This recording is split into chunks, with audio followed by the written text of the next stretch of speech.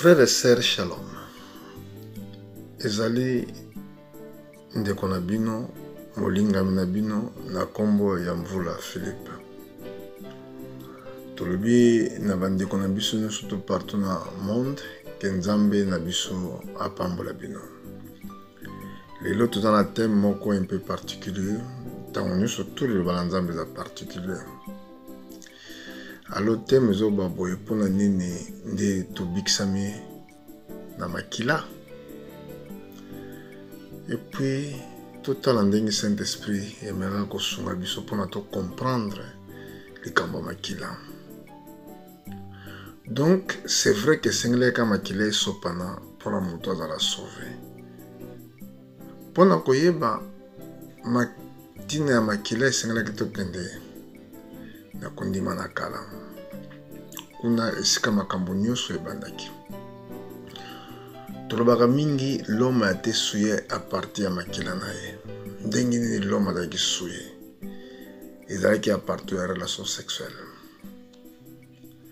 Parce que na partie ya relation sexuelle nde moto azwaki kati na ye makila mosusu oyo ezalaki ya mopaya, oyo ezalaki ya Nzambe te, oyo ezalaki mpe ndenge Nzambe asalelaki moto te. Donc partenance oyo diable areklamaka na moto ezali mpona ete asangisaki makila na ye na bato. Lokola ke makila na ye à travers serpent ancien ekotaki na nzoto ya moto, dekilingi kolobaki moto na lolenge mosusu akomaki parti obe famille ya Satan. Parce que Bible na biso na mokanda tokotanga na mokanda na Lévitique na chapitre na yango 17. Na chapitre 17 na livre ya Lévitique toyo kotala likambo tozolobela na verset 10. To comprend le véritable sens et expiation. Oyo ba sacrificateur bazako sana tango na kala. Na chapitre 17 na verset 10, Bible. Si un homme de la maison d'Israël ou étranger qui séjourne au milieu d'eux mange du sang d'une espèce quelconque, je tournerai ma face contre celui qui mange le sang, je le retrancherai du milieu de son peuple, car l'âme de la chair est dans le sang. Je vous le donne sur autel afin qu'elle serve d'expiation pour vos âmes, car c'est âme que le sang fait l'expiation. On l'a dit bien. Expiation, c'est ça ma pona tena âme. Donc âme la chair. Eza na makila. Âme na yo eza na makila. Sikoyo soki mwasi na mobali basangani to niko basalaka alliance ya makila na mariage. Pendant que basali alliance na kati ya makila de sika wana mutu tanga botami akoko botama na caractère soit ya mama to soit ya papa auto image na ye ekokoka na l'un des parents pour basalaki alliance ya makila. Siko bato bakoloba mais pasteur mpona nini lobi makambo oyo? Oui, nazoki temps ebele mpona komedite likambo oyo. Soki na ye na mokanda na Genèse na chapitre na yango 3 tala ndenge Bible ke koloba na biso. Genèse na ye na chapitre 3 tolanda ndenge Bible ezokoloba.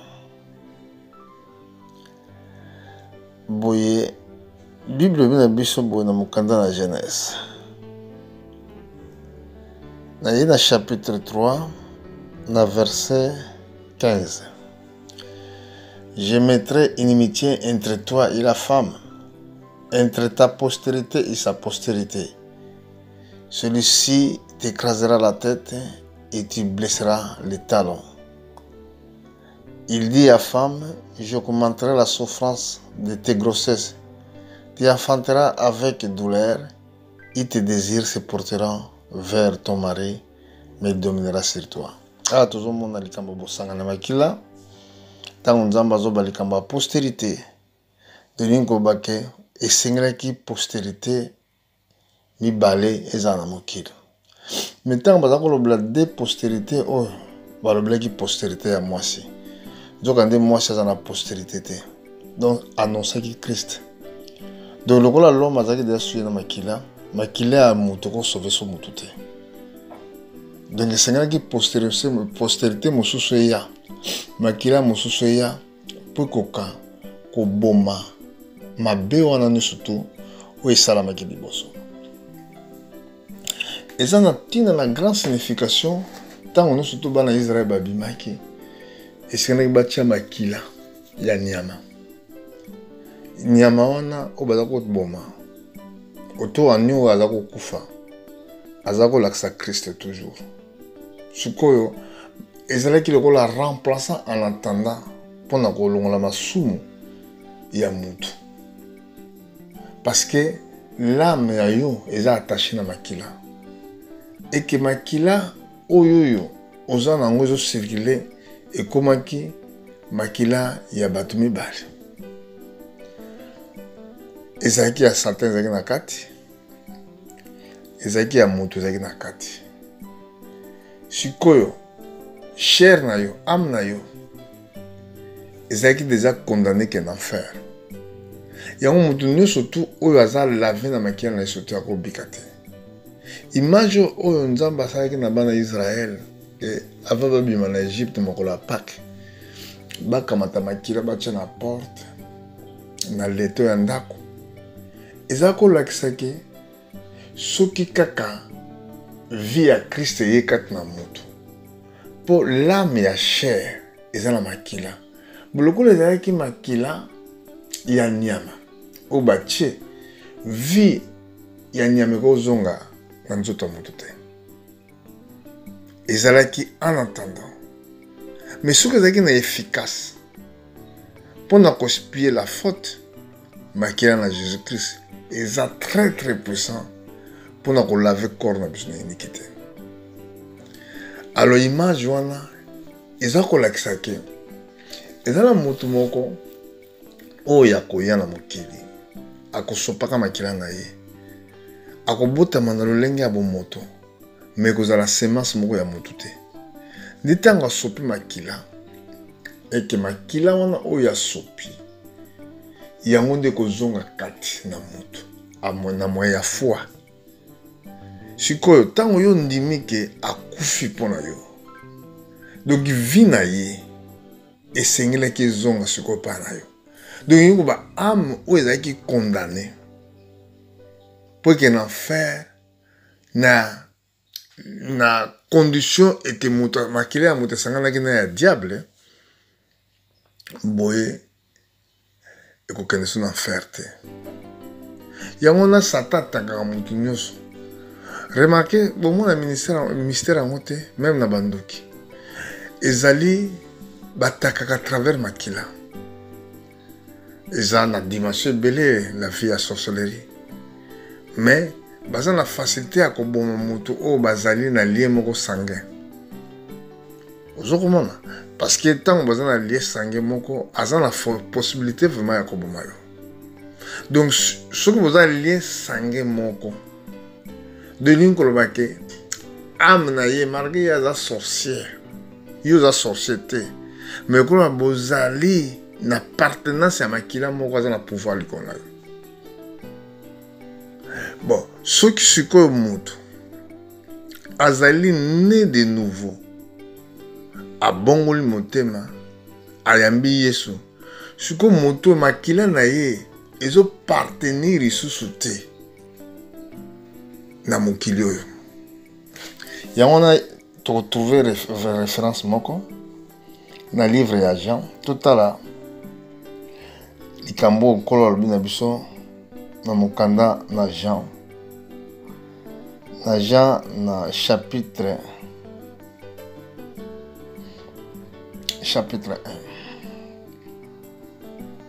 C'est très nécessaire. Et comment me boyer? Mais, dans le verset 12, mais tous qui ont reçu, à ceux qui croient à son nom, il a donné le pouvoir de devenir les enfants de Dieu, laquelle sont nés non du sang, ni de la volonté de la chair, ni de la volonté de l'homme, mais de Dieu. Donc, pendant que koma mwana na nzambe esengelaki ete pouvoir ya makila ezala néanti epai na yo. Mbotama oyo ezosengama eza so mbotama oyo eza biologique te. C'est pour ça la raison Yesu apesaki makila po to partenaire lisusu na bomoto te na makila na mai te mais tozala bato ya likolo na ndenge ya ba ange parce que Satan aza ko réclamer loko eza ye. Iloko eza ye parce que asalaki bosangana kati na makila likolo ko asalaki bosangana kati na makila mutu akomi ko partenaire diable. Yango sikoyo Yesu fo asopa makila po esala remplaçant elongola makila oyo ya Satan vie à Jésus-Christ ekota parce que l'âme de la chair eza kati na makila. Donc mutu nyonso ayambi Yesu te eza âme moko perdu parce que makila na Yesu esali expiation na âme na ye te. Donc soki makila na Yesu esali expiation na âme na yo, elingi koloba c'est la vie de Christ qui viendra en toi. Yango balobi awa na verset 12, mais à tous ceux qui ont reçu, donc ba o ba ndimi ye, ceux qui croient à son nom, ba o bazo ndima na kombo na ye, il a donné le pouvoir. Soko moni esiko ba bi le pouvoir de devenir, donc les pouvoir et la transformation enfants de Dieu, laquelle sont nés non du sang. Vous voyez? Parce que naissance on est à sang des annihilés, ni de la volonté de la chair. Et la volonté à nous autres annihilés, ni de la volonté de l'homme, mais de Dieu. Vous voyez? Donc, pendant qu'on a sauvé, voilà la condition. C'est pour cela même, surtout Tali, pour nous accepter les victimes, il faut les immoler. Donc, immolation, c'est l'accès que makila ne se faut et sopani, victime, atumbami na moto, nde accepté comme offrande. Mais à quoi vous n'avez jamais offrande à makila? Vous comprenez? Parce que immolation, ezali ke image ya vie ya moto oyo ezokufa na mokili. Donc makila ya moto elongwe sikoyo alati notre nature eke nature oyo ya nzambe ye moko. Remarque ba oyo bango oyo bakomi bana nzambe, donc eza par la chair te. Donc yango apôtre Paul azobala biso na livre à Romain. Dans le livre à Romain, apôtre Paul a remis dans Romain chapitre 12. Alors, il y a des gens qui sont très motuya, ceux qui sont trop spirituels et qui ne comprendre le corps. Là, Koloka, Romain chapitre 12. Il y a je vous exhorte donc, frères, par les compassions de Dieu, à offrir vos corps comme un sacrifice vivant, saint, agréable à Dieu, ce qui sera de votre part une culture raisonnable. Donc nous autres, ezala transformé. Nous autres, est comme un sacrifice. Nous autres, comme immolé parce que sacrifice immolé par le feu. Yangwana tango Jean amonaki Jésus amonaki comme le agneau de Dieu qui était immolé. Immolation ezali souffrance ya croyant tango azakat na mokili. Donc immolation ezali croyant oyo makila na ye ezali susu ya mokili te. Parce que tango ba immolé victime de linko bake makila nyonso sili na nzoto na ye makila nyonso to oyo ezalaki nango esili akomi sikoyo mbisi enyama moko batumbi. C'est pour cela que comme dans la Bible, dans Matthieu chapitre 3, dans verset 11, et le bami était, et comme mi boy, Jean-Baptiste nous appelle ce témoignage, dans chapitre 3, verset 11, où il y a quoi si malanga lekinga nanguya, et singli na kumba singa sapat na été, il y a quoi battre bien na molimo, pe na moto eza peut tumba la nature pécheresse. La nature de l'homme, oyo ezaki na partenaire, ezaki partenaire diable. C'est important, c'est très important, c'est très capital. Koye belo koye ko s'oublie yango très important, c'est très important. Yango soki totali la majorité bato baza na enfer. Ndenge ba témoignage tozoyoka. Eza parce que bato oyo pendant vie na bango terrestre batika kondima Yesu te pour makia na Yesu servir comme expiation na ba âme na ba. Yesu alobaki na Jean-Baptiste na Nicodème na chapitre na Jean chapitre 3 verset 5. Alobi oya botami na molimo te. Botami na mai te na molimo kokota mkosi na Nzambe te. Donc linko bakle soki molimo na yo ezaka molimo moto. Elati esprit ya Nzambe te. Jamais obika. Na mukanda na Romain, na chapitre na kanisi 8, na verset 9, tina 14. Le but était, na kotala yango poto lo bandingi makome lobi. Toye na Romain, na chapitre 8, na chapitre 8, tu as verset oyo. Na verset 9, d'abord, na 8, babi. Or, ceux qui vivent selon la chair ne sauront plaire à Dieu. Que veut dire vivre selon la chair? Donc, âme oyo botamaki nango, oyo ezaki déjà souillé na l'anganaden, oko se plus sans sabete. Et on va bengi chair. Pour vous, ce qu'on a bandit, vous ne vivez pas selon la chair, mais selon l'esprit. C'est dans la condition, si au moins l'esprit de Dieu habite en vous. Condition qu'ils allaient, vous vivez selon l'esprit, et c'est que molimo na Nzambe vanda katna. Mais na moyenne, tout continue. Si quelqu'un n'est pas l'esprit de Christ, il ne lui appartient pas. Donc, le temps où on a molimo na Yesu mais pourquoi? Parce que pendant que vous avez Yesu, c'est que yambana no Yesu. Ce qu'on dit miye, nde na bongo okozwa molimo na Yesu. Alors bilisusu, si Christ est en vous, le corps est vraiment mort à cause du péché, mais l'esprit vit à cause de justice. Ici, l'esprit de celui qui a ressuscité Jésus-Christ entre les morts habite en vous.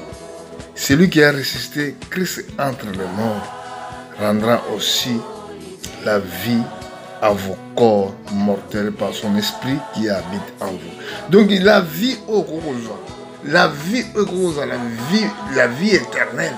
Et ça, ce qui esprit a Yesu yekatna. Mais esprit a Yesu koko yaka katna moto so moto andimi. Yango Bible dit bitu que ne sango malamu parce que ce qui moto so andimi sango malamu nde moto oyo ayambi akoyamba molimo na Yesu. Et soko yambi molimo na Yesu, boyo aucune condamnation ezali na ba o bayambi Yesu. Soko tali na verset 1. Ndenge lobi ndengwa. Na verset 1 babi, Il y a donc maintenant aucune condamnation pour ceux qui sont en Jésus-Christ. En effet, la loi de l'esprit de vie en Jésus-Christ a franchi de la loi du péché et de la mort. Ce qui était impossible de parler de la vie éternelle. Ce qui était impossible de parler même de l'enlèvement. C'est impossible de citer toutes ces choses-là. Parce que vie dans une fois dans immolé. Donc, immolation est une colombaki. Makila ou eza na nzoto na yo ekoko exister sous te. Faut makila ya sika. Et cette sang-là, c'est de Jésus. Donc, la vie de l'âme se trouve dans les sangs. Alors, vie oyo bazolobila. Esprit oyo bazolobila. Esprit à Jésus. Alors, esprit à Jésus, c'est l'esprit de Dieu. Donc, Nzambe oya comme père na yo. Yango azobake. Bukona Nzambe za semblable à 10 vierges. Pourquoi? Parce qu'il parle de la femme. Lien fo ezala ya makila à travers moi si na mobali. Bana na biso ba sangana lien na biso ya makila. Bon, pendant que nous suki ça toki kota na Ephésiens. Na Ephésiens totangi na kasi na verset chapitre 1 verset 7, to sauter na verset mususu. Et le Bible na chapitre 1 verset 7 dit en lui, nous avons la rédemption par son sang, les rémissions du péché, selon la richesse de sa grâce. Tomatin à chapitre 2, verset 13. Mais maintenant, en Jésus-Christ, vous qui étiez, j'ai dit, éloignés, vous avez été rapprochés par le sang de Jésus-Christ.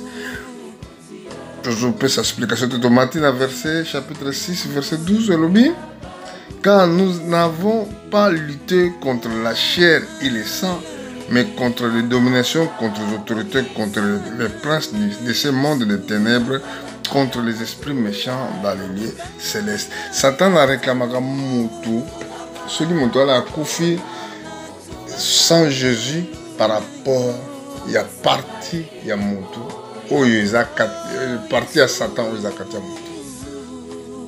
Il y a tout l'alliance ne se joue pas na makila. Rédemption ezaka na makila. Entre temps, tant que la rédemption ezaka na makila, tout le monde a makila ya Yesu te. O ba kamati makila ba sopeli yo te. Parce que l'esprit de l'âme ezaka na makila. Alors tant wana yo ndimi Yesu. Sikoyo l'esprit de Jésus-Christ o ezali makila ya talo o esopanaki ekoye kotika na yo. Laver yo na o nous surtout les allez qui péché dans la rêve de au comme suko motuna sika le kola so ko motuna sika condamnation moko ko za suli ko mayote mais de fait que za ka ndingi ba botela ndingi pozo boya ko ya mosa lilo bana Nzambe donc toujours za condamné toujours colère Nzambe za li condamné pona lelo tolobi que God bless you to zonga un message mosusu. À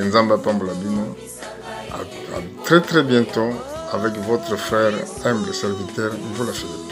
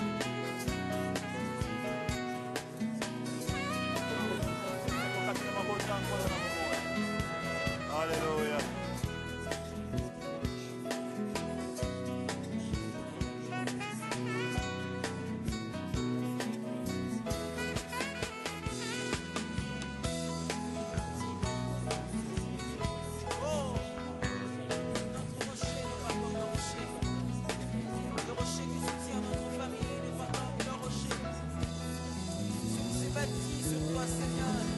Et ce monde, on entend